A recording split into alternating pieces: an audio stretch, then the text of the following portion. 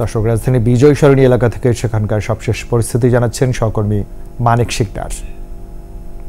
উদ্ভূত পরিস্থিতি নিয়ন্ত্রণে গত রাত থেকে কারফিউ চলছে এবং আমরা দেখছি সকাল থেকে প্রতিটি সড়কের মোড়ে মোড়ে, বিশেষ করে রাজধানীর আমরা বেশিরভাগ সড়কের যে মূল গুরুত্বপূর্ণ স্থাপনা বা গুরুত্বপূর্ণ পয়েন্ট যেখানে আছে সেখানে কিন্তু সেনাবাহিনী অবস্থান নিয়েছে এবং প্রত্যেকটা মোড়ে একটি চেকপোস্ট আছে, সেখানে তল্লাশি ছাড়া কেউ আসলে পার পাচ্ছেন না। আমরা সকালে দেখেছিলাম বেশ কড়াকড়ি আরোপ করা হয়েছিল, মাঝখানে 2 ঘন্টা সময় পেয়েছিলেন সাধারণ মানুষ যে জরুরি গুরুত্বপূর্ণ যে সমস্ত কাজ ছিল যাদের, তারা 12টা থেকে 2টার মধ্যে তাদের কাজগুলো সম্পন্ন করেছেন।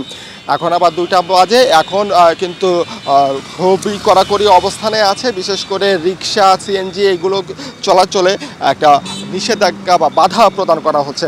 সাধারণ মানুষের যারা চলছেন, অতি গুরুত্বপূর্ণ বা জরুরি বিষয় নিয়ে যারা বের হয়েছেন, তাদের পরিচয়পত্র নিশ্চিত করে তাদেরকে কেবল ছাড় দেওয়া হয়েছে। এমনকি আমরা আগের সংবাদেও বলেছিলাম যে অ্যাম্বুলেন্স, মিডিয়ার গাড়ি বা অন্যান্য যে প্রতিষ্ঠান, সরকারি বেসরকারি প্রতিষ্ঠানের গাড়িও কিন্তু তল্লাশি ছাড়া ছাড় দিচ্ছে না সেনাবাহিনী।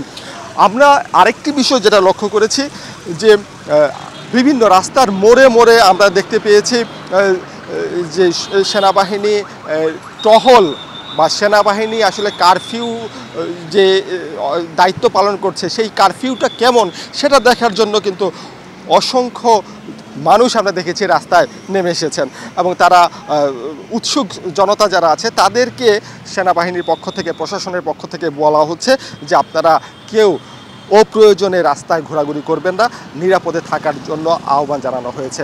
তো রাজীব, এই ছিল আমার কাছে এখানে থাকা সর্বশেষ তথ্য।